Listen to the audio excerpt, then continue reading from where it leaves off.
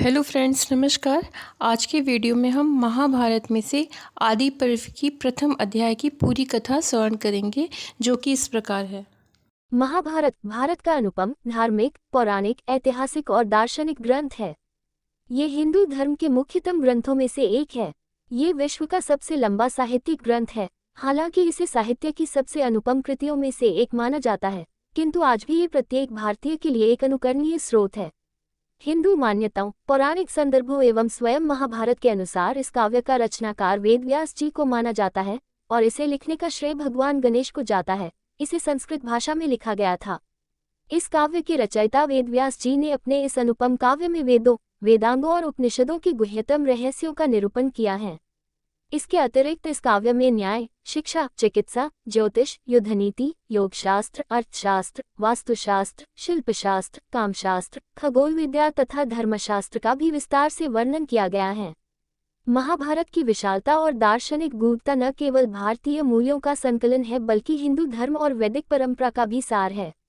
महाभारत की विशालता, महानता और संपूर्णता का अनुमान उसके प्रथम पर्व में उल्लेखित एक श्लोक से लगाया जा सकता है, जिसका भावार्थ है, जो यहाँ महाभारत में है वह आपको संसार में कहीं न कहीं अवश्य मिल जाएगा, जो यहाँ नहीं है वो संसार में आपको अन्यत्र कहीं नहीं मिलेगा। ये कृति प्राचीन भारत के इतिहास की एक गाथा है। इसी में हिंदू धर्म का पवित्रतम ग्रंथ भगवद गीता सन्निहित है। पूरे महाभारत में लगभग 1,10,000 श्लोक हैं, जो यूनानी काव्यों इलियड और ओडिसी से परिमाण में 10 गुना अधिक हैं। विद्वानों में महाभारत काल को लेकर विभिन्न मत हैं, फिर भी अधिकतर विद्वान महाभारत काल को लौहयुग से जोड़ते हैं। अनुमान किया जाता है कि महाभारत में वर्णित कुरुवंश 1200 से 800 BC के दौरान शक्ति में रहा होगा। पौराणिक मान्यता को देखें तो पता लगता है कि अर्जुन के पोते परीक्षित और महापद्मनंद का काल 382 BC ठहरता है। यह महाकाव्य जय, भारत और महाभारत इन 3 नामों से प्रसिद्ध हैं। वास्तव में वेदव्यास जी ने सबसे पहले 1,00,000 श्लोकों के परिमाण के भारत नामक ग्रंथ की रचना की थी। इसमें उन्होंने भरतवंशियों के चरित्रों के साथ साथ अन्य कई महान ऋषियों, चंद्रवंशी, सूर्यवंशी राजाओं के उपाख्यानों सहित कई अन्य धार्मिक उपाख्यान भी डाले। इसके बाद व्यास जी ने 24,000 श्लोकों का बिना किसी अन्य ऋषियों, चंद्रवंशी, सूर्यवंशी राजाओं के उपाख्यानों का केवल भरतवंशियों को केंद्रित करके भारत काव्य बनाया। इन दोनों रचनाओं में धर्म की अधर्म पर विजय होने के कारण इन्हें जय भी कहा जाने लगा। महाभारत में एक कथा आती है कि जब देवताओं ने तराजू के एक पासे में चारों वेदों को रखा और दूसरे पर भारत ग्रंथ को रखा, तो भारत ग्रंथ सभी वेदों की तुलना में सबसे अधिक भारी सिद्ध हुआ। अतः भारत ग्रंथ की इस महत्ता, महानता को देखकर देवताओं और ऋषियों ने इसे महाभारत नाम दिया और इस कथा के कारण मनुष्यों में भी यह काव्य महाभारत के नाम से सबसे अधिक प्रसिद्ध हुआ। महाभारत में इस प्रकार का उल्लेख आया है कि वेदव्यास ने हिमालय की तलहटी की एक पवित्र गुफा में तपस्या में संलग्न तथा ध्यान योग में स्थित होकर महाभारत की घटनाओं का आदि से अंत तक स्मरण कर मन ही मन में महाभारत की रचना कर ली थी। परंतु इसके पश्चात उनके सामने एक गंभीर समस्या आ खड़ी हुई कि इस महाकाव्य के ज्ञान को सामान्य जन साधारण तक कैसे पहुंचाया जाए, क्योंकि इसकी जटिलता और लंबाई के कारण ये बहुत कठिन कार्य था कि कोई इसे बिना किसी त्रुटि के वैसा ही लिख दे जैसा कि वे बोलते जाएं। इसलिए ब्रह्मा के कहने पर व्यास भगवान गणेश के पास पहुंचे। गणेश लिखने को तैयार हो गए, किंतु उन्होंने एक शर्त रख दी कि कलम एक बार उठा लेने के बाद काव्य समाप्त होने तक वे बीच में रुकेंगे नहीं। व्यास जी जानते थे कि यह शर्त बहुत कठिनाइयां उत्पन्न कर सकती है, अतः उन्होंने भी अपनी चतुरता से एक शर्त रखी कि कोई भी श्लोक लिखने से पहले गणेश को उसका अर्थ समझना होगा। गणेश ने ये प्रस्ताव स्वीकार कर लिया। इस तरह व्यास बीच बीच में कुछ कठिन श्लोकों को रच देते। जब गणेश उनके अर्थ पर विचार कर रहे होते, उतने समय में ही व्यास जी कुछ और नए श्लोक रच देते। इस प्रकार संपूर्ण महाभारत 3 वर्षों के अंतराल में लिखी गई। वेदव्यास ने सर्वप्रथम पुण्यकर्मा मानवों के उपाख्यानों सहित 1,00,000 श्लोकों का आद्य भारत ग्रंथ बनाया। तदंतर उपाख्यानों को छोड़कर 24,000 श्लोकों की भारत संहिता बनाई।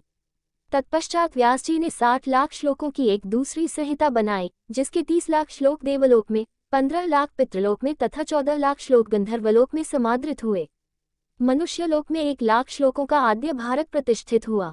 महाभारत ग्रंथ की रचना पूर्ण करने के बाद वेदव्यास ने सर्वप्रथम अपने पुत्र शुकदेव को इस ग्रंथ का अध्ययन कराया।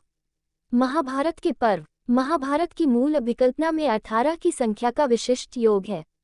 कौरव और पांडव पक्षों के मध्य हुए युद्ध की अवधि 18 दिन थी। दोनों पक्षों की सेनाओं का सम्मिलित संख्याबल भी 18 अक्षौहिणी था।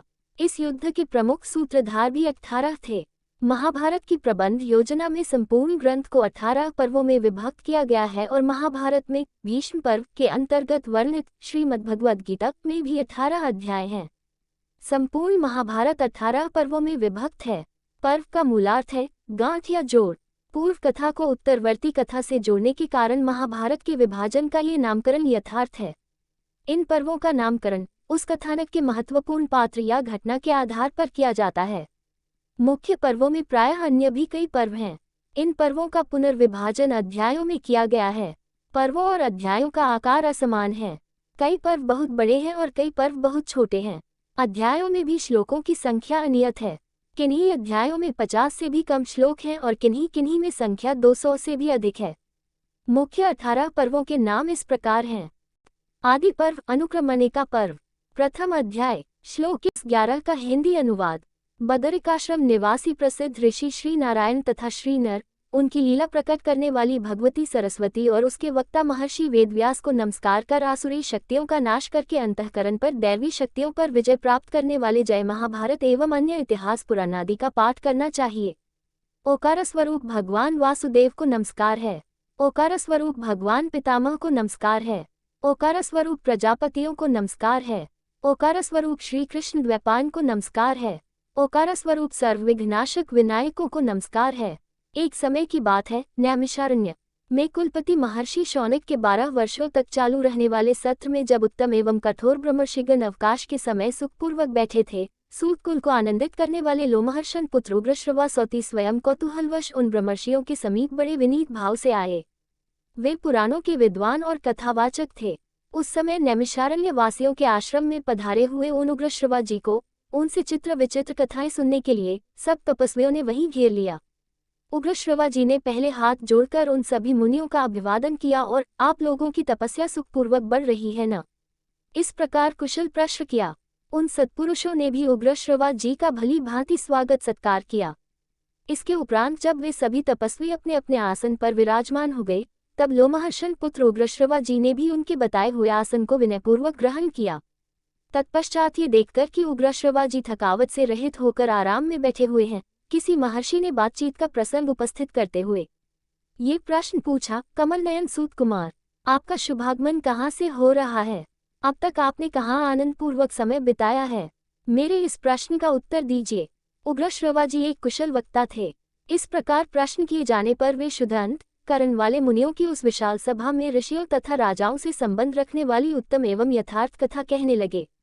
उग्रश्रवा जी ने कहा, महर्षियों, चक्रवर्ती सम्राट महात्मा राजर्षि परीक्षित नंदन जन्मेजय के सर्पयज्ञ में उन्हीं के पास वैशंपायन ने श्री कृष्ण द्वैपायन व्यास जी के द्वारा निर्मित परम पुण्यमयी चित्र विचित्र अर्थ से युक्त महाभारत की जो विविध कथाएं विधिपूर्वक कही हैं, उन्हें मैं सुनकर आ रहा हूँ।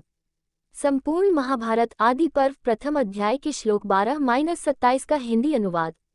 मैं बहुत से तीर्थों एवं धामों की यात्रा करता हुआ ब्राह्मणों के द्वारा सेवित उस परम पुण्य में समंत पंचक क्षेत्र कुरुक्षेत्र देश में गया, जहाँ पहले कौरव पांडव एवं अन्य सब राजाओं का युद्ध हुआ था।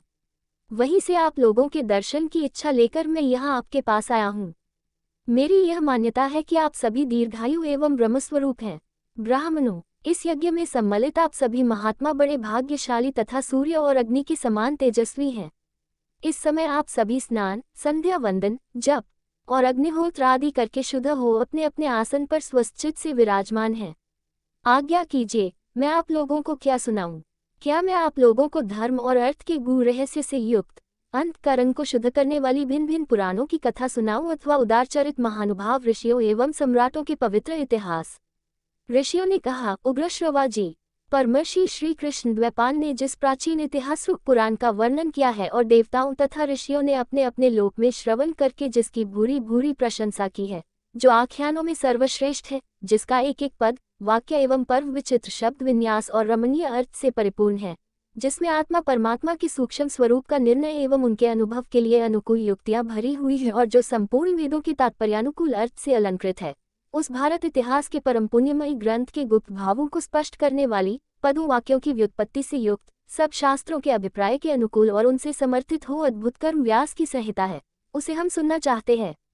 अवश्य ही वह चारों वेदों के अर्थों से भरी हुई तथा पुण्य स्वरूप है, पाप और भय को नाश करने वाली है।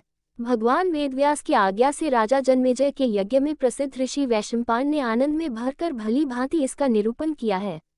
उगश्रवा जी ने कहा, जो सबका आदि कारण अंतर्यामी और नियंता है, यज्ञों में जिसका आवाहन और जिसके उद्देश्य से हवन किया जाता है, जिसकी अनेक पुरुषों द्वारा अनेक नामों से स्तुति की गई है, जो रीत सत्य स्वरूप एकाक्षर ब्रह्म प्रणव एवं एकमात्र विनाशी और सर्वव्यापी परमात्मा व्यक्ताव्यक्त साकार निराकार स्वरूप एवं सनातन है, असत सत एवं उभय रूप से जो स्वयं विराजमान है, फिर भी जिसका वास्तविक स्वरूप सत असत दोनों से विलक्षण है, ये विश्व जिससे अभिन्न है, जो संपूर्ण परावर्त स्थूल सूक्ष्म जगत का सृष्टा पुराण पुरुष सर्वोत्कृष्ट परमेश्वर एवं वृद्धि क्षय आदि विकारों से रहित है, जिसे पाप कभी छू नहीं सकता, जो सहज शुद्ध है, वह ब्रह्म ही मंगलकारी एवं मंगलमय विष्णु है।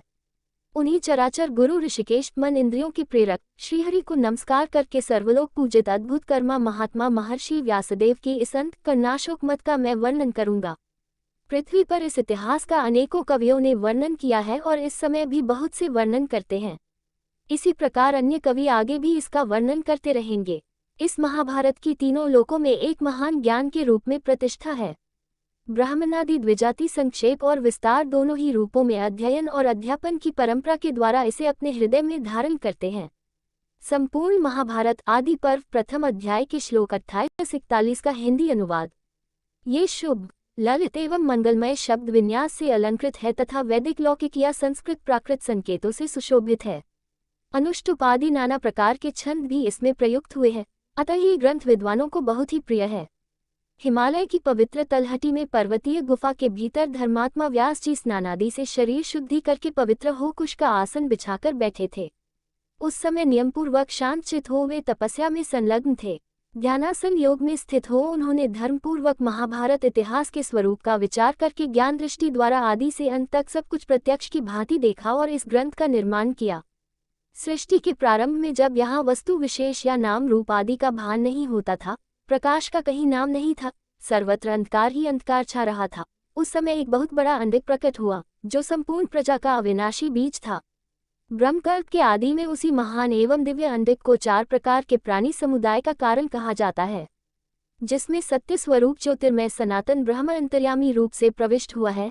ऐसा श्रुति वर्णन करती है वह ब्रह्म अद्भुत अचिंत्य सर्वत्र समान रूप से व्याप्त अव्यक्त सूक्ष्म कारण स्वरूप एवं अनिर्वचनीय है और जो कुछ सत असत रूप में उपलब्ध होता है सब वही है।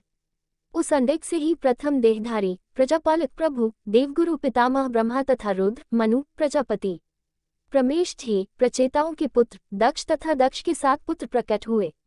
तत्पश्चात 21 प्रजापति मरीचि आदि 7 ऋषि और 14 मनु पैदा हुए, जिन्हें मत्स्य कूर्म आदि अवतारों के रूप में सभी ऋषि मुनि जानते हैं। वे अप्रमेयात्मा विष्णु रूप पुरुष और उनकी विभूति रूप विश्वदेव आदित्य वसु एवं अश्विनी कुमार आदि भी क्रमशः प्रकट हुए हैं। तदनंतर यज्ञ साध्य पिशाच गुहमक और पितर एवं तत्वज्ञानी सदाचार परायण साधु शिरोमणि ब्रह्मर्षिगण प्रकट हुए। इसी प्रकार बहुत से राजर्षियों का प्रादुर्भाव हुआ है, जो सबके सब शौर्यादि सद्गुणों से संपन्न थे। क्रमशः उसी ब्रह्मांड से जल द्युलोक पृथ्वी वायु अंतरिक्ष और दिशाएं भी प्रकट हुई हैं। संवत्सर ऋतु मास पक्ष दिन तथा रात्रि का प्राकट्य भी क्रमशः उसी से हुआ है। इसके सिवा और भी जो कुछ लोक में देखा या सुना जाता है वह सब उसी अंडक से उत्पन्न हुआ है। ये जो कुछ भी स्थावर जगत दृष्टिगोचर होता है वह सब प्रलय काल आने पर अपने कारण में विलीन हो जाता है। जैसे ऋतु के आने पर उसके फल पुष्प आदि नाना प्रकार के चिन्ह प्रकट होते हैं और ऋतु बीत जाने पर वे सब समाप्त हो जाते हैं, उसी प्रकार कल्प का आरंभ होने पर पूर्ववत वे पदार्थ दृष्टिगोचर होने लगते हैं और कल्प के अंत में उनका विलय हो जाता है। इस प्रकार यह अनादि और अनंत काल चक्र लोक में प्रवाह रूप से नित्य घूमता रहता है। इसी में प्राणियों की उत्पत्ति और संहार हुआ करते हैं। इसका कभी उद्भव और विनाश नहीं होता। देवताओं की सृष्टि संक्षेप में 33,000, 3300 और 33 लक्षित होती है। संपूर्ण महाभारत आदि पर्व प्रथम अध्याय के श्लोक 42-58 का हिंदी अनुवाद। पूर्व काल में दिव पुत्र बृहत भानु चक्षु आत्मा विभावसु सविता ऋचिक अरु भानु आशा तथा रवि ये सब शब्द विवस्वान के बोधक माने गए हैं। इन सब में जो अंतिम रवि है वे मह्या मही पृथ्वी में गर्भ स्थापन करने वाले एवं पूज्य माने गए हैं। इनके तने देवव्राट हैं और देवव्राट के तने सुभ्राट माने गए हैं। सुभ्राट के 3 पुत्र हुए, वे सबके सब संतानवान और बहुश्रुत अनेक शास्त्रों के ज्ञाता हैं। उनके नाम इस प्रकार हैं: दशज्योति, शतज्योति तथा सहस्रज्योति। महात्मा दशज्योति के 10,000 पुत्र हुए, उनसे भी 10 गुने अर्थात 1 लाख पुत्र यहाँ शतज्योति के हुए। फिर उनसे भी 10 गुने अर्थात 10 लाख पुत्र सहस्रज्योति के हुए। उन्हीं से यह कुरुवंश, यदुवंश, भरतवंश, ययाति और इक्ष्वाकु वंश तथा अन्य राजर्षियों के सब वंश चले। प्राणियों की सृष्टि परंपरा और बहुत से वंश भी इन्हीं से प्रकट हो विस्तार को प्राप्त हुए हैं। परमेष्ठी ब्रह्मा जी की आज्ञा से वे उनके आसन के पास ही बैठ गए। उस समय व्यास जी के हृदय में आनंद का समुद्र उमड़ रहा था और मुख पर मन मन पवित्र मुस्कान लहरा रही थी। परम तेजस्वी व्यास जाने परमेष्ठी ब्रह्मा जी से निवेदन किया, भगवन, मैंने ये संपूर्ण लोकों से अत्यंत पूजित एक महाकाव्य की रचना की है। ब्राह्मण, मैंने इस महाकाव्य में संपूर्ण वेदों का गुप्ततम रहस्य तथा अन्य सब शास्त्रों का सार संकलित करके स्थापित कर दिया है। केवल वेदों का ही नहीं, उनके अग्र एवं उपनिषदों का भी इसमें विस्तार से निरूपण किया है।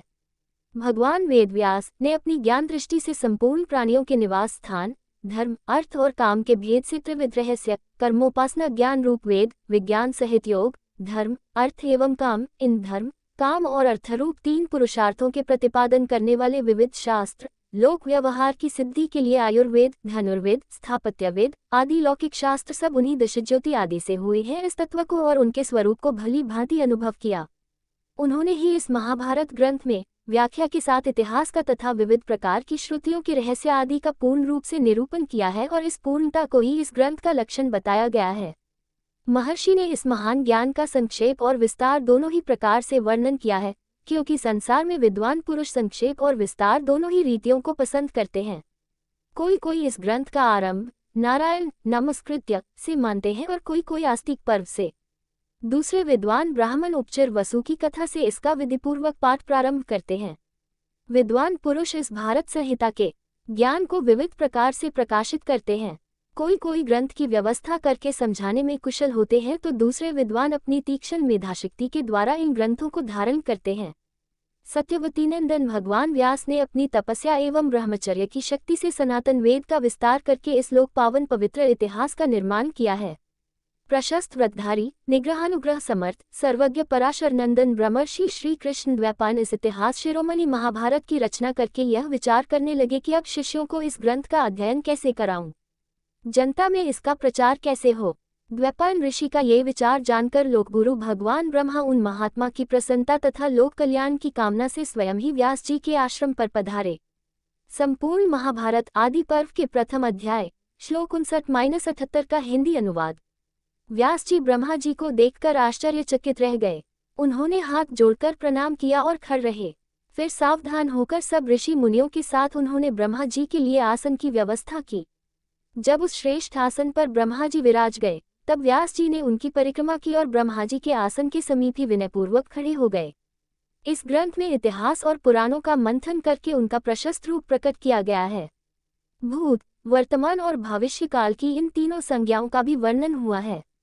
इस ग्रंथ में बुढ़ापा, मृत्यु, भय, रोग और पदार्थों के सत्यत्व और मिथ्यात्मिक का विशेष रूप से निश्चय किया गया है तथा अधिकारी भेद से भिन्न भिन्न प्रकार के धर्मों एवं आश्रमों का भी लक्षण बताया गया है। ब्राह्मण, क्षत्रिय, वैश्य और शूद्र इन चारों वर्णों के कर्तव्य का विधान, पुराणों का संपूर्ण मूलतत्व भी प्रकट हुआ है। तपस्या एवं ब्रह्मचर्य के स्वरूप, अनुष्ठान एवं फलों का विवरण, पृथ्वी, चंद्रमा, सूर्य, ग्रह, नक्षत्र, तारा, सत्युग, त्रेता, द्वापर, कलियुग इन सबके परिमाण और प्रमाण, ऋग्वेद, यजुर्वेद, सामवेद और इनके आध्यात्मिक अभिप्राय और अध्यात्म शास्त्र का इस ग्रंथ में विस्तार से वर्णन किया गया है। न्याय, शिक्षा, चिकित्सा, दान तथा पाशुपत अंतर्यामी की महिमा का भी इसमें विशद निरूपण है। साथ ही यह भी बतलाया गया है कि देवता, मनुष्य आदि भिन्न भिन्न योनियों में जन्म का कारण क्या है। लोकपावन तीर्थों, देशों, नदियों, पर्वतों, वनों और समुद्र का भी इसमें वर्णन किया गया है। दिव्य नगर एवं दुर्गों के निर्माण का कौशल तथा युद्ध की निपुणता का भी वर्णन है। भिन्न भिन्न भाषाओं और जातियों की जो विशेषताएं हैं, लोक व्यवहार की सिद्धि के लिए जो कुछ आवश्यक है तथा और भी जितने लोकोपयोगी है, परंतु मुझे इस बात की चिंता है कि पृथ्वी में इस ग्रंथ को लिख सके ऐसा कोई नहीं है। ब्रह्मा जी ने कहा, व्यास जी, संसार में विशिष्ट तपस्या और विशिष्ट कुल के कारण जितने भी श्रेष्ठ ऋषि मुनि हैं, उनमें मैं तुम्हें सर्वश्रेष्ठ समझता हूँ, क्योंकि तुम्हें जगत, जीव और ईश्वर तत्व का जो ज्ञान है, उसकी ज्ञाता हो। मैं जानता हूँ कि आजीवन तुम्हारी ब्रह्मवादिनी वाणी सत्य भाषण करती रही है और तुमने अपनी रचना को काव्य कहा है, इसलिए अब ये काव्य के नाम से ही प्रसिद्ध होगी।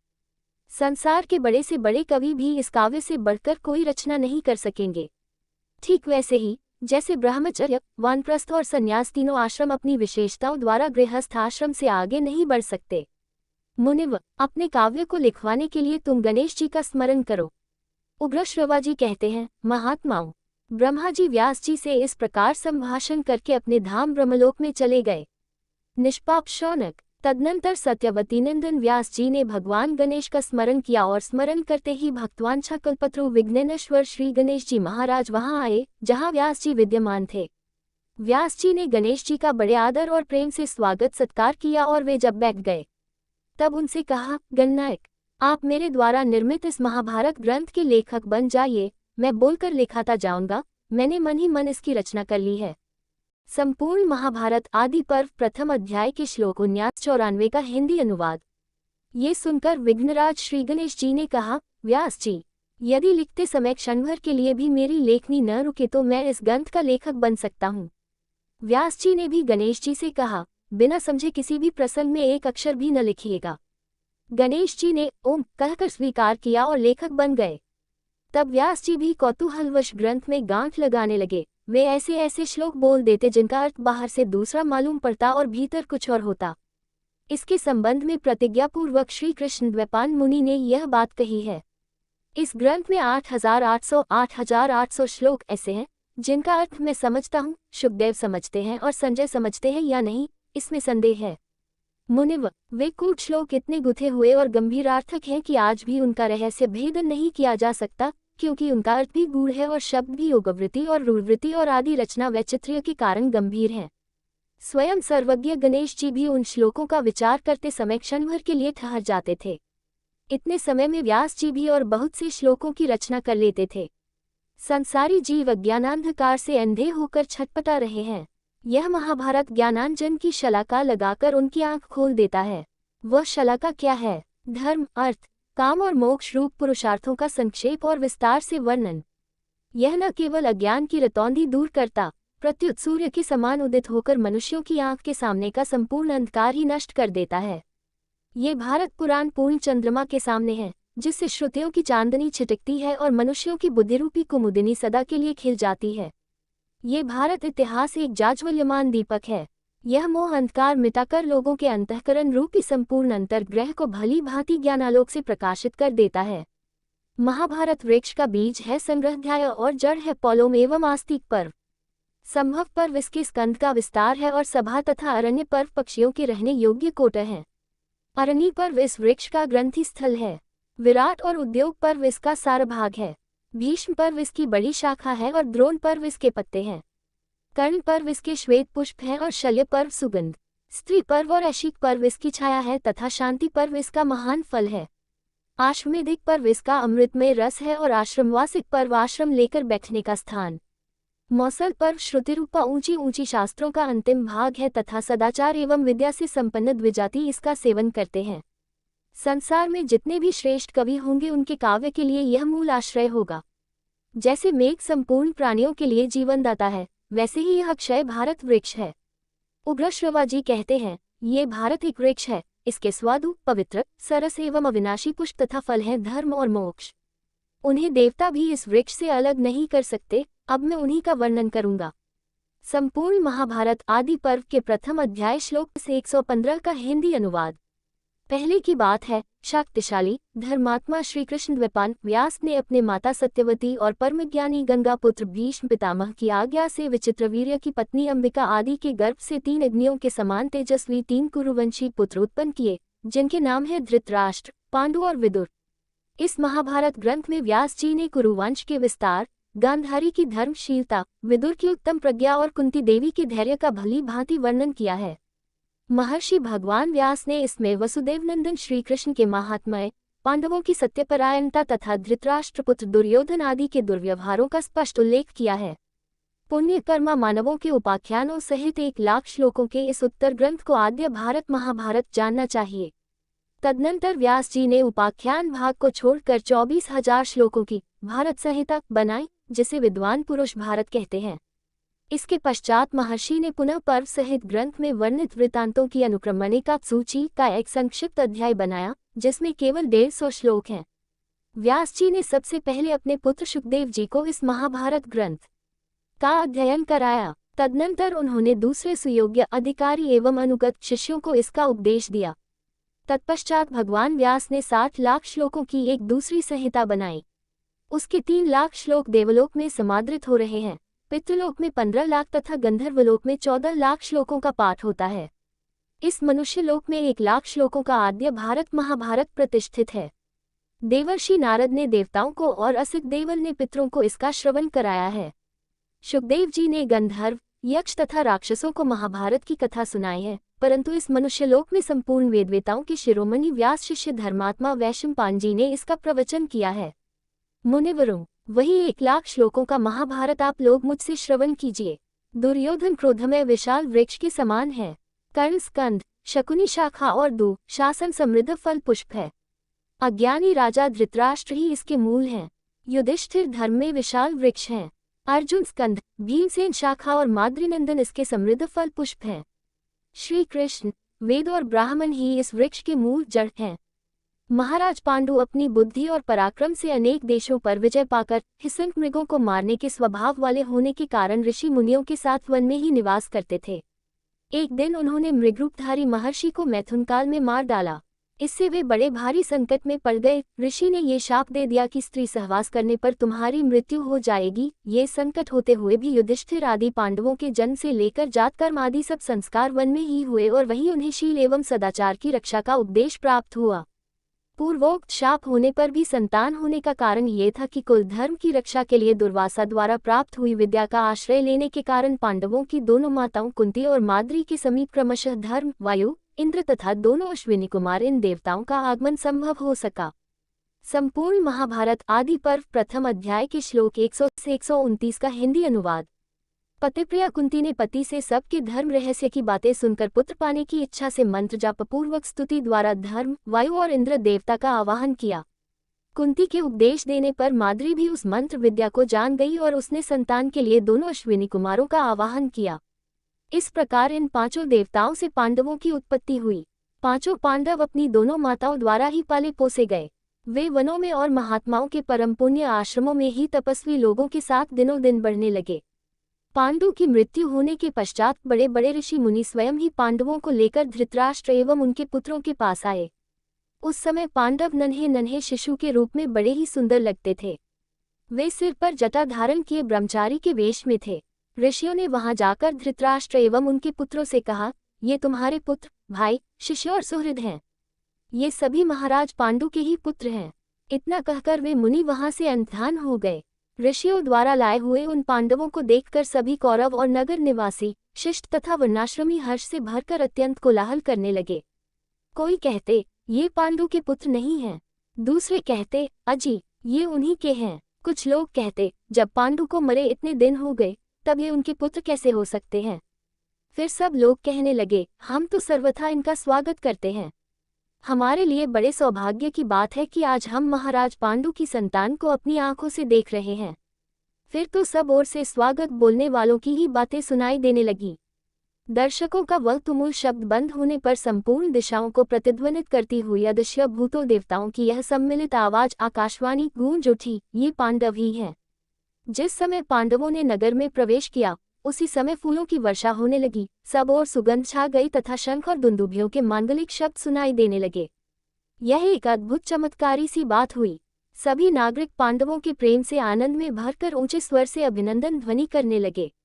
उनका वह महान शब्द स्वर्गलोक तक गूंज उठा, जो पांडवों की कीर्ति बढ़ाने वाला था। वे संपूर्ण वेद एवं विविध शास्त्रों का अध्ययन करके वहीं निवास करने लगे।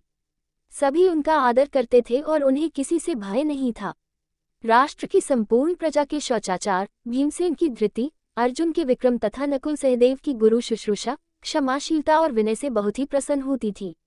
सब लोग पांडवों के शौर्य गुण से संतोष का अनुभव करते थे। तदनंतर कुछ काल के पश्चात राजाओं के समुदाय में अर्जुन ने अत्यंत दुष्कर पराक्रम करके स्वयं ही पति चुनने वाली द्रुपद कन्या कृष्णा को प्राप्त किया। तभी से वे इस लोक में संपूर्ण धर्मधारियों के पूजनीय आदरणीय हो गए और सम्रांगण में प्रचंड मार्तंड की भांति प्रतापी अर्जुन की ओर किसी के लिए आंख उठाकर देखना भी कठिन हो गया।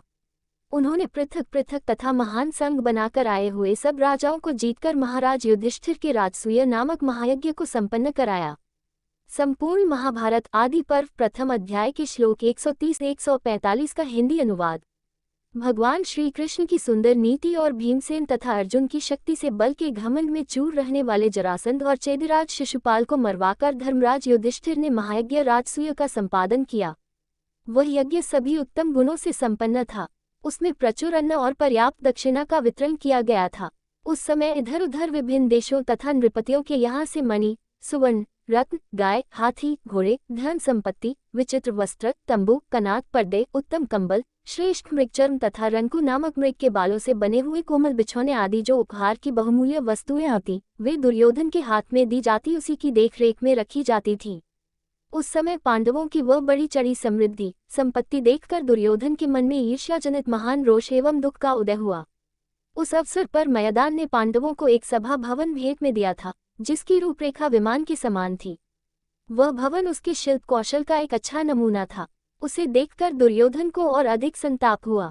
उसी सभा भवन में जब संभ्रम जल में स्थल और स्थल में जल का भ्रम होने के कारण दुर्योधन के पांव फिसलने से लगे, तब भगवान श्री कृष्ण के सामने ही भीमसेन ने उसे गवारसा सिद्ध करते हुए उसकी हंसी उड़ाई थी। दुर्योधन नाना प्रकार के भोग तथा भांति भांति के रत्नों का उपयोग करते रहने पर भी दिनों दिन दुबला रहने लगा। उसका रंग फीका पड़ गया। इसकी सूचना कर्मचारियों ने महाराज धृतराष्ट्र को दी। धृतराष्ट्र अपने उस पुत्र के प्रति अधिक आसक्त थे, अतः उसकी इच्छा जानकर उन्होंने उसे पांडवों के साथ जुआ खेलने की आज्ञा दे दी।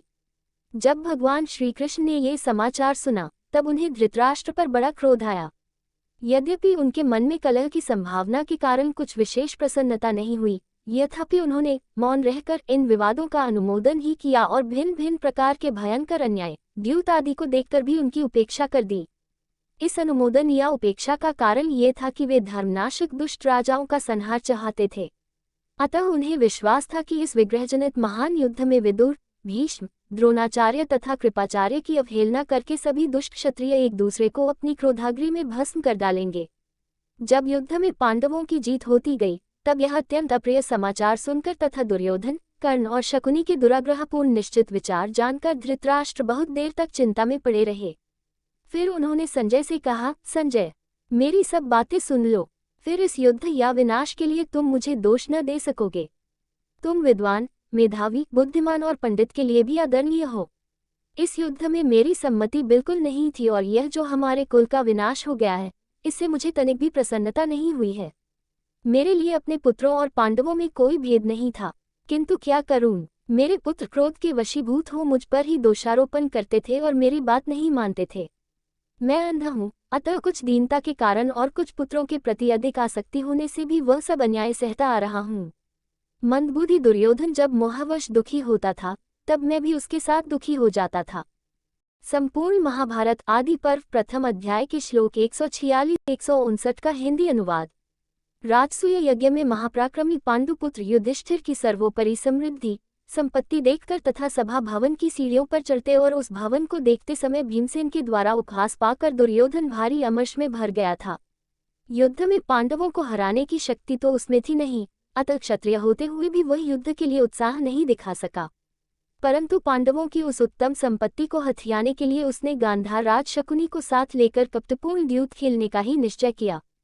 संजय, इस प्रकार जुआ खेलने का निश्चय हो जाने पर उसके पहले और पीछे जो जो घटनाएं घटित हुई हैं उन सब का विचार करते हुए मैंने समय समय पर विजय की आशा के विपरीत जो जो अनुभव किया है उसे कहता हूँ, सुनो। सूतनंदन, मेरे उन बुद्धिमत्तापूर्ण वचनों को सुनकर तुम ठीक ठीक समझ लोगे कि मैं कितना प्रज्ञाचक्षु हूँ। संजय, जब मैंने सुना कि अर्जुन ने धनुष पर बाण चढ़ाकर अद्भुत लक्ष्य दे दिया और उसे धरती पर गिरा दिया, साथ ही सब राजाओं के सामने, जबकि वे टुकुर टुकुर देखते ही रह गए, बलपूर्वक द्रौपदी को ले आया, तभी मैंने विजय की आशा छोड़ दी थी।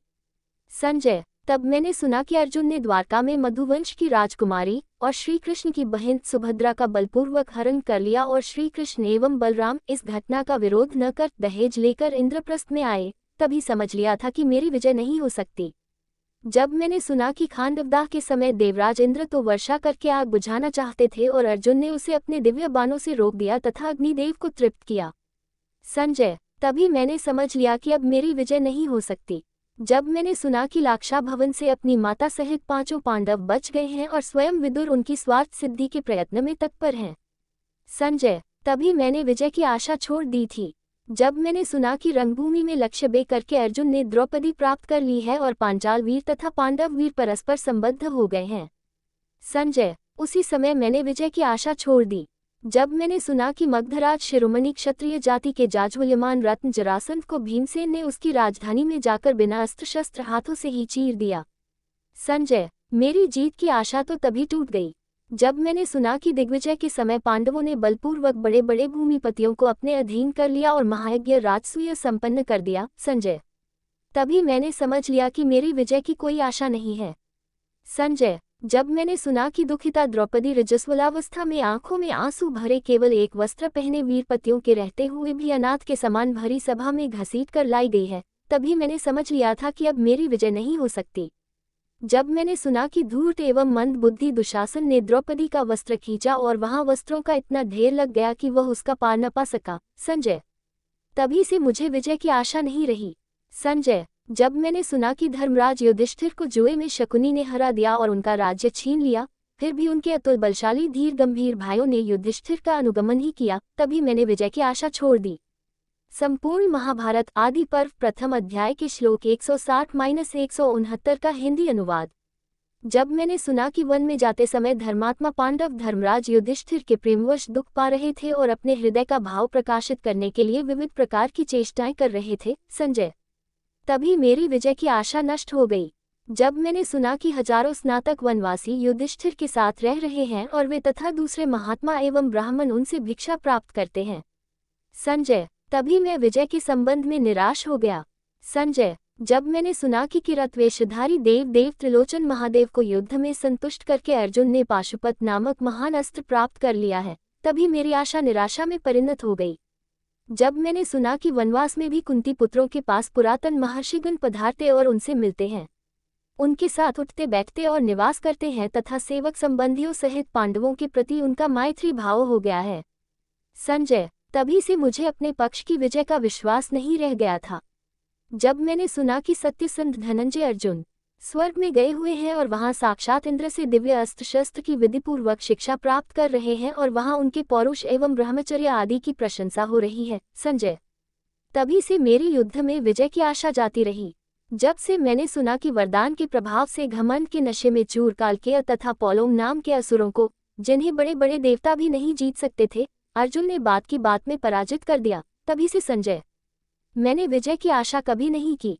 मैंने जब सुना कि शत्रुओं का संहार करने वाले किरीटी अर्जुन असुरों का वध करने के लिए गए थे और इंद्रलोक से अपना काम पूरा करके लौट आए हैं। संजय, तभी मैंने समझ लिया अब मेरी जीत की कोई आशा नहीं। जब मैंने सुना कि पांडुनंदन युधिष्ठिर महर्षि लोमश जी के साथ तीर्थ यात्रा कर रहे हैं और लोमश जी के मुख से ही उन्होंने ये भी सुना है कि स्वर्ग में अर्जुन को अभीष्ट वस्तु दिव्यास्त्र की प्राप्ति हो गई है। संजय, तभी से मैंने विजय की आशा ही छोड़ दी। जब मैंने सुना कि भीमसेन तथा दूसरे भाई उस देश में जाकर, जहां मनुष्यों की गति नहीं है, कुबेर के साथ मेल मिलाप कर आए। संजय, तभी मैंने विजय की आशा छोड़ दी थी।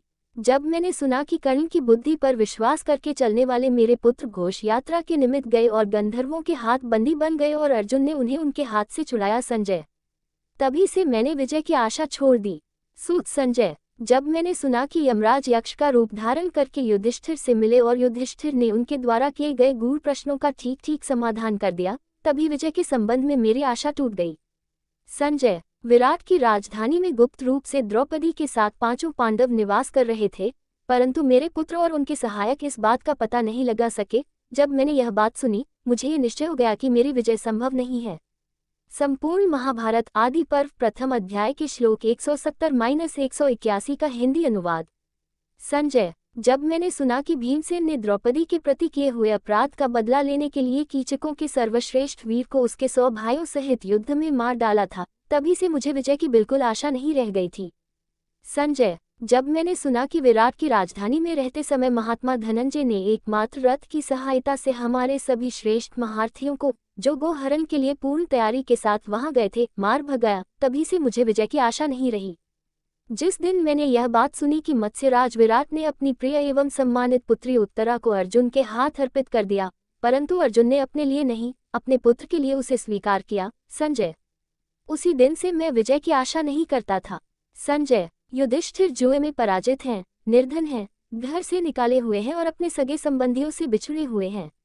फिर भी जब मैंने सुना कि उनके पास 7 अक्षौहिणी सेना एकत्र हो चुकी है, तभी निजय के लिए मेरे मन में जो आशा थी, उस पर पानी गिर गया। वामनावतार के समय ये संपूर्ण पृथ्वी जिनके एक डग में ही आ गई बताई जाती है, वे लक्ष्मीपति भगवान श्री कृष्ण पूरे हृदय से पांडवों की कार्य सिद्धि के लिए तत्पर हैं। जब ये बात मैंने सुनी, संजय, तभी से मुझे विजय की आशा नहीं रही। जब देवर्षि नारद के मुख से मैंने यह बात सुनी कि श्री कृष्ण और अर्जुन साक्षात नर और नारायण हैं और इन्हें मैंने ब्रह्मलोक में भली भांति देखा है, तभी से मैंने विजय की आशा छोड़ दी। संजय, जब मैंने सुना कि स्वयं भगवान श्री कृष्ण लोक कल्याण के लिए शांति की इच्छा से आए हुए हैं और कौरव पांडवों में शांति संधि करवाना चाहते हैं, परंतु वे अपने प्रयास में असफल होकर लौट गए, तभी से मुझे विजय की आशा नहीं रही। संजय, जब मैंने सुना कि कर्ण और दुर्योधन दोनों ने ये सलाह की है कि श्री कृष्ण को कैद कर लिया जाए और श्री कृष्ण ने अपने आप को अनेक रूपों में विराट या अखिल विश्व के रूप में दिखा दिया, तभी से मैंने विजयाशा त्याग दी थी। जब मैंने सुना यहाँ से श्री कृष्ण के लौटते समय अकेली कुंती उनके रथ के सामने आकर खड़ी हो गई और अपने हृदय की आरती वेदना प्रकट करने लगी, तब श्री कृष्ण ने उसे भली भांति सांत्वना दी। संजय, तभी से मैंने विजय की आशा छोड़ दी। संजय, जब मैंने सुना कि श्री कृष्ण पांडवों के मंत्री हैं और शांतनुनंदन भीष्म तथा भारद्वाज द्रोणाचार्य उन्हें आशीर्वाद दे रहे हैं, तब मुझे विजय प्राप्ति की किंचित भी आशा नहीं रही। जब कर्ण ने भीष्म से यह बात कह दी कि जब तक तुम युद्ध करते रहोगे तब तक मैं पांडवों से नहीं लड़ूंगा, इतना ही नहीं वह सेना को छोड़कर हट गया। संजय, तभी से मेरे मन में विजय के लिए कुछ भी आशा नहीं रह गई। संजय, जब मैंने सुना कि भगवान श्री कृष्ण, वीरवर अर्जुन और अतुलित शक्तिशाली गांडीव धनुष ये तीनों भयंकर प्रभावशाली शक्तियां इकट्ठी हो गई हैं, तभी मैंने विजय की आशा छोड़ दी। संजय, जब मैंने सुना कि रथ के पिछले भाग में स्थित मोहग्रस्त अर्जुन अत्यंत दुखी हो रहे थे और श्री कृष्ण ने अपने शरीर में उन्हें सब लोकों का दर्शन करा दिया, तभी मेरे मन से विजय की सारी आशा समाप्त हो गई। संपूर्ण महाभारत आदि पर्व प्रथम अध्याय के श्लोक 182-195 का हिंदी अनुवाद। जब मैंने सुना कि शत्रुघाती भीष्म रणांगल में प्रतिदिन 10,000 रथियों का संहार कर रहे हैं, परंतु पांडवों का कोई प्रसिद्ध योद्धा नहीं मारा जा रहा है, संजय, तभी मैंने विजय की आशा छोड़ दी। जब मैंने सुना कि परमधार्मिक गंगानंदन भीष्म ने युद्धभूमि में पांडवों को अपनी मृत्यु का उपाय स्वयं बता दिया और पांडवों ने प्रसन्न होकर उनकी उस आज्ञा का पालन किया, संजय, तभी मुझे विजय की आशा नहीं रही। जब मैंने सुना कि अर्जुन ने सामने शिखंडी को खड़ा करके उसकी ओर से सर्वथा अजय अत्यंत शूर भीष्म पितामह को युद्धभूमि में गिरा दिया, संजय, तभी मेरी विजय की आशा समाप्त हो गई। जब मैंने सुना कि हमारे वृद्धवीर भीष्म पितामह अधिकांश सोमकवंशी योद्धाओं का वध करके अर्जुन के बाणों से क्षत विक्षत शरीर हो शरशैया पर शयन कर रहे हैं, संजय, तभी मैंने समझ लिया अब मेरी विजय नहीं हो सकती। संजय, जब मैंने सुना कि शांतनुनंदन भीष्म पितामह ने शरशैया पर सोते समय अर्जुन को संकेत किया और उन्होंने बाण से धरती का भेदन करके उनकी प्यास बुझा दी, तब मैंने विजय की आशा त्याग दी। जब वायु अनुकूल बहकर और चंद्रमा सूर्य लाभ स्थान में संयुक्त होकर पांडवों की विजय की सूचना दे रहे हैं और कुत्ते आदि भयंकर प्राणी प्रतिदिन हम लोगों को डरा रहे हैं, संजय, तब मैंने विजय के संबंध में अपनी आशा छोड़ दी। संजय, हमारे आचार्य द्रोण बेजोड़ योद्धा थे और उन्होंने रणांगन में अपने अस्त्र शस्त्र के अनेकों विविध कौशल दिखलाए, परंतु जब मैंने सुना कि वे वीर शिरोमणि पांडवों में से किसी एक का भी वध नहीं कर रहे हैं, तब मैंने विजय की आशा त्याग दी। संजय, मेरी विजय की आशा तो तभी नहीं रही जब मैंने सुना कि मेरे जो महारथी वीर संक्षप्तक योद्धा अर्जुन के वध के लिए मोर्चे पर डटे हुए थे, उन्हें अकेले ही अर्जुन ने मौत के घाट उतार दिया। संजय, स्वयं भारद्वाज द्रोणाचार्य अपने हाथ में शस्त्र उठाकर उस चक्रव्यूह की रक्षा कर रहे थे, जिसको कोई दूसरा तोड़ ही नहीं सकता था, परंतु सुभद्रानंदन वीर अभिमन्यु अकेला ही छिन भिन करके उसमें घुस गया। जब ये बात मेरे कानों तक पहुंची, तभी मेरी विजय की आशा लुप्त हो गई। संजय, मेरे बड़े बड़े महारथी वीरवर अर्जुन के सामने तो टिक न सके और सबने मिलकर बालक अभिमन्यु को घेर लिया और उसको मारकर हर्षित होने लगे। जब ये बात मुझ तक पहुंची, तभी से मैंने विजय की आशा त्याग दी। जब मैंने सुना कि मेरे मूल पुत्र अपने ही वंश के होनहार बालक अभिमन्यु की हत्या करके हर्षपूर्ण कोलाहल कर रहे हैं और अर्जुन ने क्रोधवश जयद्रथ को मार डालने की जो दृढ़ प्रतिज्ञा की थी, उसने वह शत्रुओं से भरी रणभूमि में सत्य एवं पूर्ण करके दिखा दी। संजय, तभी से मुझे विजय की संभावना नहीं रह गई। युद्धभूमि में धनंजय, अर्जुन के घोड़े अत्यंत शांत और प्यास से व्याकुल हो रहे थे। स्वयं श्री कृष्ण ने उन्हें रथ से खोलकर पानी पिलाया, फिर से रथ के निकट लाकर उन्हें जोत दिया और अर्जुन सहित वे सकुशल लौट गए। जब मैंने यह बात सुनी संजय, तभी विजय की आशा समाप्त हो गई। जब संग्राम भूमि में रथ के घोड़े अपना काम करने में असमर्थ हो गए, तब रथ के समीप ही खड़े होकर पांडव वीर अर्जुन ने अकेले ही सब योद्धाओं का सामना किया और उन्हें रोक दिया। मैंने जिस समय ये बात सुनी संजय, उसी समय मैंने विजय की आशा छोड़ दी। संपूर्ण महाभारत आदि पर्व प्रथम अध्याय के श्लोक 196-207 का हिंदी अनुवाद। जब मैंने सुना कि वृषनिवंशावतंस युयुधान सात्यकी ने अकेले ही द्रोणाचार्य की उस सेना को, जिसका सामना हाथियों की सेना भी नहीं कर सकती थी, तितर बितर और तहस नहस कर दिया तथा श्री कृष्ण और अर्जुन के पास पहुंच गए। संजय, तभी से मेरे लिए विजय की आशा असंभव हो गई। संजय, जब मैंने सुना कि वीर भीमसेन कर्ण के पंजे में फंस गए थे, परंतु कर्ण ने तिरस्कारपूर्वक झिड़क कर और धनुष की नोक चुभाकर ही छोड़ दिया तथा भीमसेन मृत्यु के मुख से बच निकले। संजय, तभी मेरी विजय की आशा पर पानी फिर गया। जब मैंने सुना द्रोणाचार्य, कृतवर्मा, कृपाचार्य, कर्ण और अश्वत्थामा तथा वीर शल्य ने भी सिंधुराज जयद्रथ का वध सह लिया, प्रतिकार नहीं किया।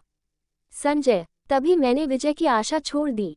संजय, देवराज इंद्र ने कर्ण को कवच के बदले एक दिव्य शक्ति दे रखी थी और उसने उसे अर्जुन पर प्रयुक्त करने के लिए रख छोड़ा था, परंतु मायापति श्री कृष्ण ने भयंकर राक्षस घटोत्कच पर उसे छुड़वाकर उससे भी वंचित करवा दिया। जिस समय ये बात मैंने सुनी, उसी समय मेरी विजय की आशा टूट गई। जब मैंने सुना कि कर्ण और घटोत्कच के युद्ध में कर्ण ने वह शक्ति घटोत्कच पर चला दी, जिससे रणांगन में अर्जुन का वध किया जा सकता था। संजय, तब मैंने विजय की आशा छोड़ दी। संजय, जब मैंने सुना कि आचार्य द्रोण पुत्र की मृत्यु के शोक से शस्त्रादि छोड़कर आमरण अनशन करने के निश्रेय से अकेले रथ के पास बैठे थे और धृष्टद्युम्न ने धर्म युद्ध की मर्यादा का उल्लंघन करके उन्हें मार डाला, तभी मैंने विजय की आशा छोड़ दी थी। जब मैंने सुना कि अश्वत्थामा जैसे वीर के साथ बड़े बड़े वीरों के सामने ही माद्रीनंदन नकुल अकेले ही अच्छी तरह युद्ध कर रहे हैं। संजय, तभी मुझे जीत की आशा न रही। जब द्रोणाचार्य की हत्या के अनंतर अश्वत्थामा ने दिव्य नारायणास्त्र का प्रयोग किया, परंतु उससे ये पांडवों का अंत नहीं कर सका। संजय, तभी मेरी विजय की आशा समाप्त हो गई। जब मैंने सुना कि रणभूमि में भीमसेन ने अपने भाई दुशासन का रक्तपान किया, परंतु वहां उपस्थित सत्पुरुषों में से किसी एक ने भी निवारण नहीं किया। संजय, तभी से मुझे विजय की आशा बिल्कुल नहीं रह गई। संजय, वह भाई का भाई से युद्ध देवताओं की गुप्त प्रेरणा से हो रहा था। जब मैंने सुना कि भिन्न भिन्न युद्ध भूमियों में कभी पराजित न होने वाले अत्यंत शूर शिरोमणि कर्ण को पृथापुत्र अर्जुन ने मार डाला, तब मेरी विजय की आशा नष्ट हो गई। जब मैंने सुना धर्मराज युधिष्ठिर द्रोणपुत्र अश्वत्थामा, शूरवीर दुशासन एवं उग्र योद्धा कृतवर्मा को भी युद्ध में जीत रहे हैं, संजय, तभी से मुझे विजय की आशा नहीं रह गई। संजय, जब मैंने सुना कि रणभूमि में धर्मराज युधिष्ठिर ने शूर शिरोमणि मद्रराज शल्य को मार डाला, जो सर्वदा युद्ध में घोड़े हाँकने के संबंध में श्री कृष्ण की होड़ करने पर उतारू रहता था, तभी से मैं विजय की आशा नहीं करता था। संपूर्ण महाभारत आदि पर्व प्रथम अध्याय के श्लोक 208-220 का हिंदी अनुवाद। जब मैंने सुना कि कलहकारी द्यूत के मूल कारण केवल छल कपट के बल से बलि पापी शकुनी को पांडुनंदन सहदेव ने रणभूमि में यमराज के हवाले कर दिया, संजय, तभी मेरी विजय की आशा समाप्त हो गई। जब दुर्योधन का रथ छिन्न भिन्न हो गया, शक्ति क्षीण हो गई और वह थक गया, तब वह सरोवर पर जाकर वहां का जल स्तंभित करके उसमें अकेला ही सो गया। संजय, जब मैंने ये संवाद सुना, तब मेरी विजय की आशा भी चली गई। जब मैंने सुना कि उसी सरोवर के तट पर श्री कृष्ण के साथ पांडव जाकर खड़े हैं और मेरे पुत्र को असहाय दुर्वचन कहकर नीचा दिखा रहे हैं, तभी संजय, मैंने विजय की आशा सर्वथा त्याग दी।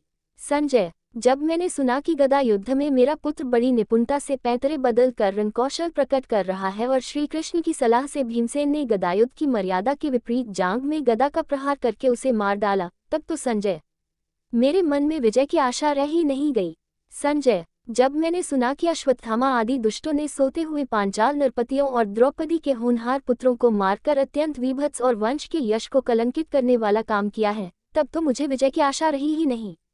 संजय, जब मैंने सुना कि भीमसेन के पीछा करने पर अश्वत्थामा ने क्रोधपूर्वक सीत के बाण पर ब्रह्मास्त्र का प्रयोग कर दिया, जिससे कि पांडवों का गर्भस्थ वंशधर भी नष्ट हो जाए, तभी मेरे मन में विजय की आशा नहीं रही।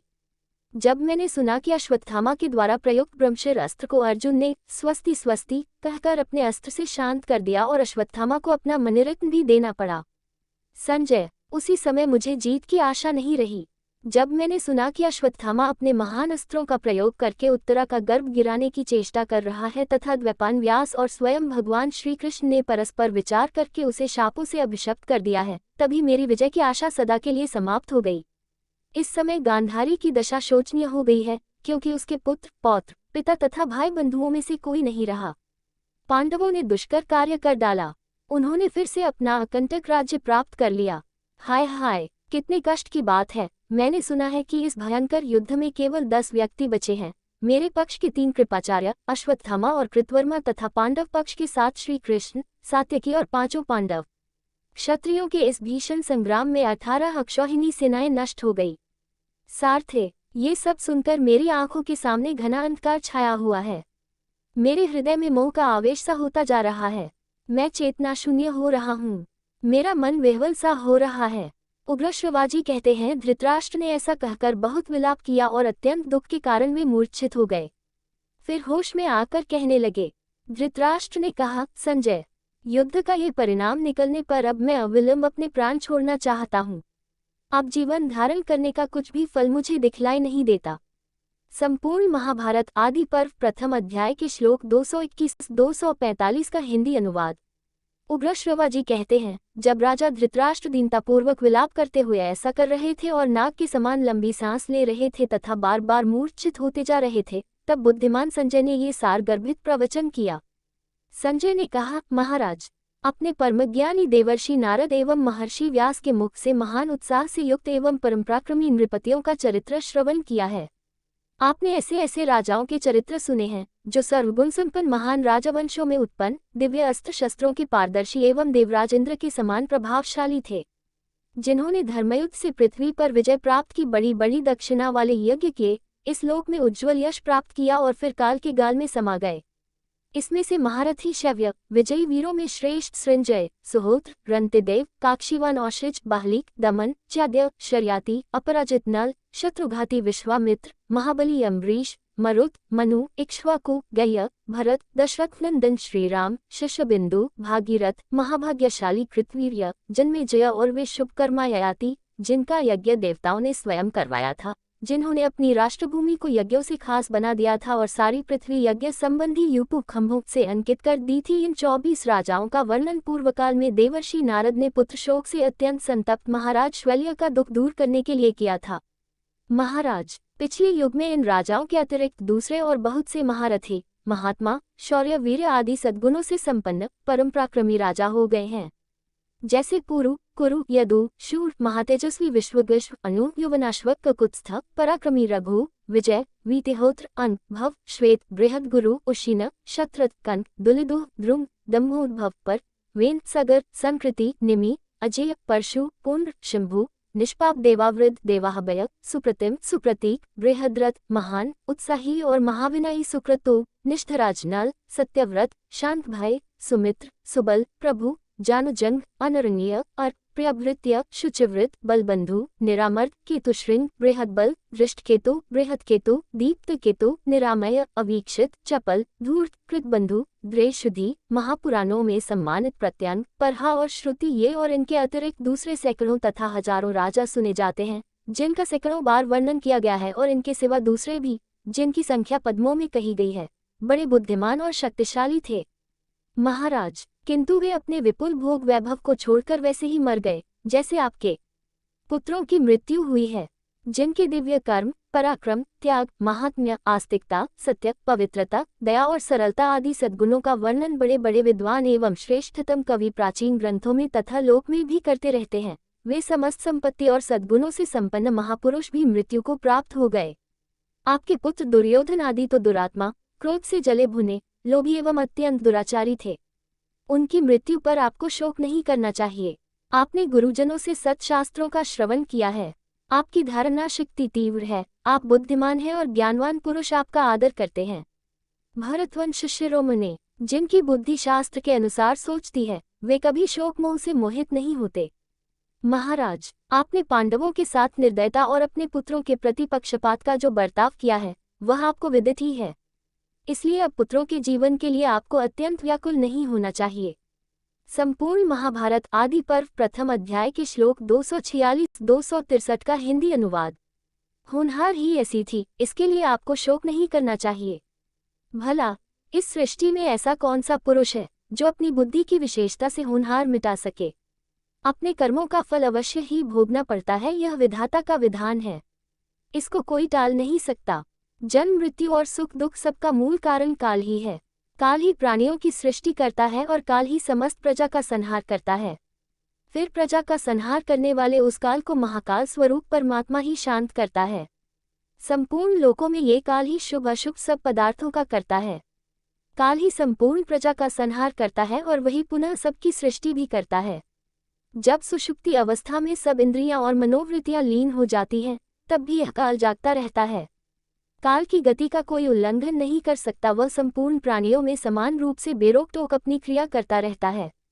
इस सृष्टि में जितने पदार्थ हो चुके, भविष्य में होंगे और इस समय वर्तमान में हैं, वे सब काल की रचना है। ऐसा समझकर आपको अपने विवेक का परित्याग नहीं करना चाहिए। उग्रश्रवा जी कहते हैं, सूतवंशी संजय ने ये सब कहकर पुत्र शोक से व्याकुल नरपति धृतराष्ट्र को समझाया बुझाया और उन्हें स्वस्थ किया। इसी इतिहास के आधार पर श्री कृष्ण द्वैपायन ने इस परम पुण्यमयी उपनिषद रूप महाभारत का शोकातुर प्राणियों का शोक नाश करने के लिए एक निरूपण किया। विद्वज्जन लोक में और श्रेष्ठतम कवि पुराणों में सदा से इसी का वर्णन करते आए हैं। महाभारत का अध्ययन अंतःकरण को शुद्ध करने वाला है। जो कोई श्रद्धा के साथ इसके किसी एक श्लोक के एक पाद का भी अध्ययन करता है, उसके सब पाप संपूर्ण रूप से मिट जाते हैं। इस ग्रंथ रत्न में शुभ कर्म करने वाले देवता, देवर्षि, निर्मल ब्रह्मर्षि, यक्ष और महानागों का वर्णन किया गया है। इस ग्रंथ के मुख्य विषय हैं स्वयं सनातन परब्रह्म स्वरूप वासुदेव भगवान श्री कृष्ण। उन्हीं का इसमें संकीर्तन किया गया है। वे ही सत्य, रीत, पवित्र एवं पुण्य हैं। वे ही शाश्वत परब्रह्म हैं और वे ही अविनाशी सनातन ज्योति हैं। मनीषी पुरुष उन्हीं की दिव्य लीलाओं संकीर्तन किया करते हैं। उन्हीं से असत, सत तथा सदसत उभय रूप संपूर्ण विश्व उत्पन्न होता है। उन्हीं से संतति, प्रजा, प्रवृत्ति, कर्तव्य, कर्म, जन्म, मृत्यु तथा पुनर्जन्म होते हैं। इस महाभारत में जीवात्मा का स्वरूप भी बतलाया गया है एवं जो सत्य, रजतम, इन तीनों गुणों के कार्यरूप 5 महाभूत हैं, उनका तथा जो अव्यक्त प्रकृति आदि के मूल कारण परमब्रह्म परमात्मा है, उनका भी भली भांति निरूपण किया गया है। जो इस अनुक्रमणिका अध्याय का कुछ अंश भी प्रातः, साय अथवा मध्याह्न में जपता है, वह दिन अथवा रात्रि के समय संचित संपूर्ण पापराशि से तत्काल मुक्त हो जाता है। संपूर्ण महाभारत आदि पर्व प्रथम अध्याय के श्लोक 264-276 का हिंदी अनुवाद। यह अध्याय महाभारत का मूल शरीर है। ये सत्य एवं अमृत है। जैसे दही में नवनीत, मनुष्यों में ब्राह्मण, वेदों में उपनिषद, औषधियों में अमृत, सरोवरों में समुद्र और चौपायों में गाय सबसे श्रेष्ठ है, वैसे ही उन्हीं के समान इतिहासों में यह महाभारत भी है। जो श्राद्ध में भोजन करने वाले ब्राह्मणों को अंत में इस अध्याय का 1/4 भाग अथवा श्लोक का एक चरण भी सुनाता है, उसके पितरों को अक्षय अन्नपान की प्राप्ति होती है। इतिहास और पुराणों की सहायता से ही वेदों के अर्थ का विस्तार एवं समर्थन करना चाहिए। एवं जो पुराणों से अनभिज्ञ हैं, उनसे वेद डरते रहते हैं कि कहीं यह मुझ पर इस वेद का दूसरों को श्रवण कराते हैं, उन्हें मनोवांछित अर्थ की प्राप्ति होती है। अतः महत्ता, भार अथवा गंभीरता की विशेषता से ही इसको महाभारत कहते हैं। जो इस ग्रंथ के निर्वाचन को जान लेता है, वह सब पापों से छूट जाता है। तपस्या निर्मल है, शास्त्रों का अध्ययन भी निर्मल है, वर्णाश्रम के अनुसार स्वाभाविक वेदोक्त विधि भी निर्मल है और कष्टपूर्वक उपार्जन किया हुआ धन भी निर्मल है, किंतु वे ही सब विपरीत भाव से किए जाने पर पापमय है, अर्थात दूसरे के अनिष्ट के लिए किया हुआ तप, शास्त्राध्ययन और वेदोक्त हो जाता है। तात्पर्य ये कि इस ग्रंथ रत्न में भाव शुद्धि पर विशेष जोर दिया गया है, इसलिए महाभारत ग्रंथ का अध्ययन करते समय भी भाव शुद्ध रखना चाहिए। ऐसी ही रोचक कथाओं के साथ आप सब जुड़े रहिए फ्रेंड्स। और महाभारत की कथाएं सुनना अच्छा लगता हो, रामायण की कथाएं सुनना अच्छा लगता हो, या भगवान जी की कथाएं सुनना अच्छा लगता हो, या पूजा पाठ से रिलेटेड कोई भी जानकारी चाहिए, या तीर्थ व्रत के बारे में कुछ भी जानना है, please like, comment, subscribe, share. Thank you friends.